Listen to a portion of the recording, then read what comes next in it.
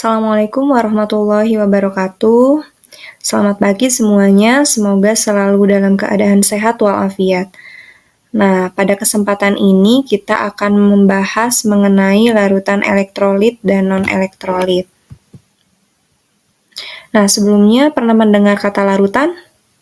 Sepertinya pasti pernah ya mendengar istilah kata larutan. Nah, apa saja contoh-contoh larutan itu? Di sini Ibu menampilkan beberapa contoh-contoh larutan. Salah satunya ada larutan garam, kemudian ada larutan gula. Nah, namun tidak hanya berupa berwujud cair, larutan juga bisa dalam wujud gas dan juga padat. Nah, apabila dalam wujud gas, contohnya adalah misalnya udara di sini. Nah, apabila dalam wujud padat, contohnya adalah alloy. Nah, alloy itu adalah campuran dari beberapa logam. Contohnya misalnya baja. Baja itu campuran dari logam besi dan juga karbon. Nah, jadi larutan adalah campuran homogen dari dua zat atau lebih. Ingat ya, campuran gitu ya, berarti terdiri dari beberapa zat. Namun campurannya ini terlihat sejenis, padahal tadi ya, terdiri dari beberapa zat. Nah, larutan itu terdiri dari dua, yaitu zat terlarut dan juga pelarut. Nah, zat terlarut adalah zat yang dilarutkan, sedangkan pelarut adalah zat yang melarutkan. Nah, di sini ada contoh larutan garam.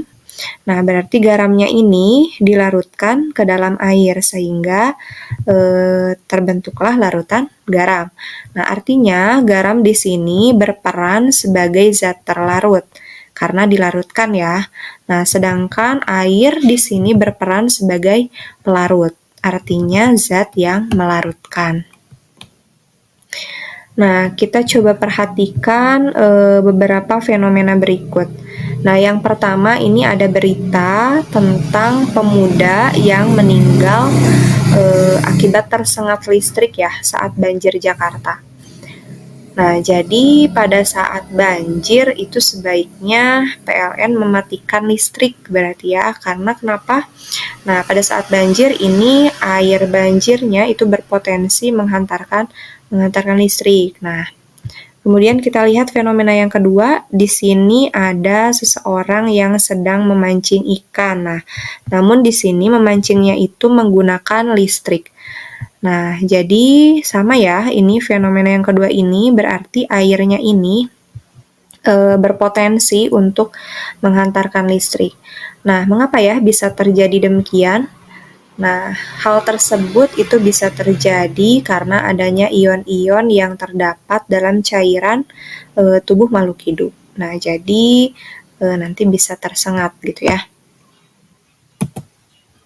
Nah, sehingga berdasarkan daya hantar listriknya, larutan dibagi menjadi dua. Nah, yang pertama itu larutan elektrolit, yang kedua larutan non-elektrolit.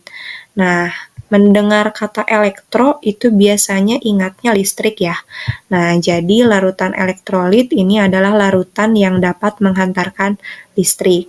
Sedangkan larutan non-elektrolit adalah larutan yang tidak dapat menghantarkan listrik. Nah, daya hantar listrik setiap larutan itu berbeda-beda. Ada yang daya hantar listriknya kuat dan ada yang daya hantar listriknya lemah. Nah, apabila daya hantar listriknya kuat, maka itu termasuk ke dalam elektrolit kuat. Nah, sedangkan apabila daya hantar listriknya lemah, maka termasuk ke dalam elektrolit lemah. Nah, kita bisa menguji suatu larutan untuk mengetahui apakah larutan tersebut dapat menghantarkan listrik atau tidak. Nah, caranya dengan uji daya hantar listrik larutan. Nah, kurang lebih set alatnya seperti ini. Di sini ada wadah atau gelas, kemudian larutan yang akan diuji, dan di sini ada batang elektrodanya. Nah, biasanya menggunakan batang karbon atau bisa diganti untuk lebih sederhananya bisa menggunakan paku. Nah, kemudian dihubungkan dengan bohlam lampu menggunakan kabel dan juga dihubungkan dengan baterai. Nah, pada prinsipnya baterai ini merupakan sumber arus listrik. Nah, sehingga mengalirkan arus listrik menuju ke dalam larutan. Nah, apabila larutan ini memang menghantarkan listrik, maka listriknya akan dihantarkan melalui kabel sampai ke bohlam lampu. Nah, sehingga apabila memang menghantarkan listrik, nanti lampunya bisa menyala. Gitu ya prinsipnya. Nah, kemudian kita jadi tadi bisa melihat, bisa mengamati hasil uji daya hantar listriknya melalui dua indikator. Yang pertama yaitu nyala lampu dari bohlam lampu, dan yang kedua adalah gelembung gas. Nah, biasanya gelembung gasnya ini akan dihasilkan di sekitaran elektrodanya ini ya. Nah, jadi untuk larutan elektrolit kuat, nah ciri-cirinya biasanya nyala lampunya itu terang, kemudian gelembung gasnya banyak. Nah, contoh-contohnya misalkan di sini ada larutan garam atau NaCl, kemudian air aki yang mengandung H2SO4, kemudian HCl, asam klorida, oralit, air kapur, yaitu kandungannya ini CaOH2 kali, dan lain-lain. Nah, kemudian yang kedua ada larutan elektrolit lemah. Nah, biasanya ciri-cirinya untuk larutan elektrolit lemah ini, nyala lampunya itu redup atau bahkan tidak menyala. Nah, kemudian gelembung gasnya ini lebih cenderung sedikit. Contoh-contohnya apa saja? Nah, contohnya misalkan larutan cuka ya, atau asam asetat CH3COOH. Kemudian asam karbonat H2CO3. Nah, kemudian yang terakhir yaitu larutan non-elektrolit. Biasanya ciri-cirinya untuk non-elektrolit ini nyala lampunya tidak menyala karena tadi ya tidak menghantarkan listrik. Kemudian gelembung gasnya biasanya tidak ada sama sekali. Nah, contohnya apa saja yang termasuk ke dalam non-elektrolit? Contohnya misalnya gula, kemudian urea atau CONH22 kali, alkohol, dan lain sebagainya. Nah, jadi kenapa ya suatu larutan itu bisa menghantarkan listrik? Sebetulnya tadi sudah sempat Ibu singgung di awal, itu karena adanya ion-ion. Nah, namun lebih tepatnya suatu larutan itu bisa menghantarkan listrik itu karena adanya ion-ion yang dapat bergerak secara bebas. Nah, tadi adanya ion-ion ya. Nah, jadi suatu zat itu apabila dilarutkan ke dalam air, itu akan terurai menjadi partikel-partikel kecil. Nah, biasanya dalam bentuk ion atau molekul. Apabila dalam bentuk ion, prosesnya dinamakan ionisasi. Nah, jadi ionisasi ini adalah proses penguraian zat dalam air menjadi ion-ionnya. Nah, banyak sedikitnya ion-ion yang dihasilkan itu diukur dalam bentuk derajat ionisasi. Nah, lambangnya adalah alfa. Nah, jadi ada 3 kemungkinan ya. Yang pertama, alfanya itu sama dengan 1. Artinya terionisasi secara sempurna. Nah, jadi zatnya itu terurai secara sempurna seluruhnya menjadi ion-ion. Nah, artinya ion-ion yang dihasilkannya itu dalam jumlah yang sangat banyak gitu ya, dalam jumlah yang banyak. Nah, sehingga apabila jumlah ionnya banyak, maka daya hantar listriknya akan kuat. Nah, sehingga bisa menyalakan lampu gitu ya. Contohnya apa? Tadi contohnya adalah larutan garam atau NaCl. Nah, jadi zat-zat yang bisa terionisasi secara sempurna itu termasuk ke dalam elektrolit kuat. Nah, kemudian yang kedua, terionisasi sebagian.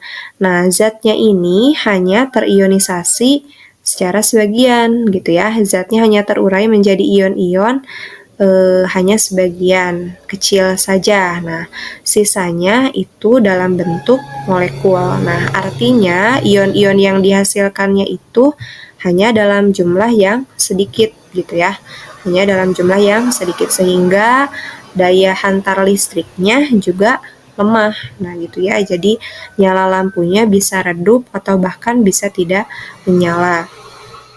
Nah, contohnya apa? Contohnya misalnya tadi ada larutan cuka gitu ya. Nah, jadi yang terionisasi sebagian, ini zat-zat yang terionisasi sebagian itu termasuk ke dalam larutan elektrolit lemah. Nah, kemudian yang terakhir itu tidak terionisasi sama sekali. Nah, nilai alfanya sama dengan 0 gitu ya. Artinya tidak terionisasi itu berarti zatnya ketika dilarutkan ke dalam air itu tidak menghasilkan ion-ion. Nah, namun zatnya terurai dalam bentuk molekul. Nah, jadi ini di sini penggambarannya ini merupakan molekul-molekul.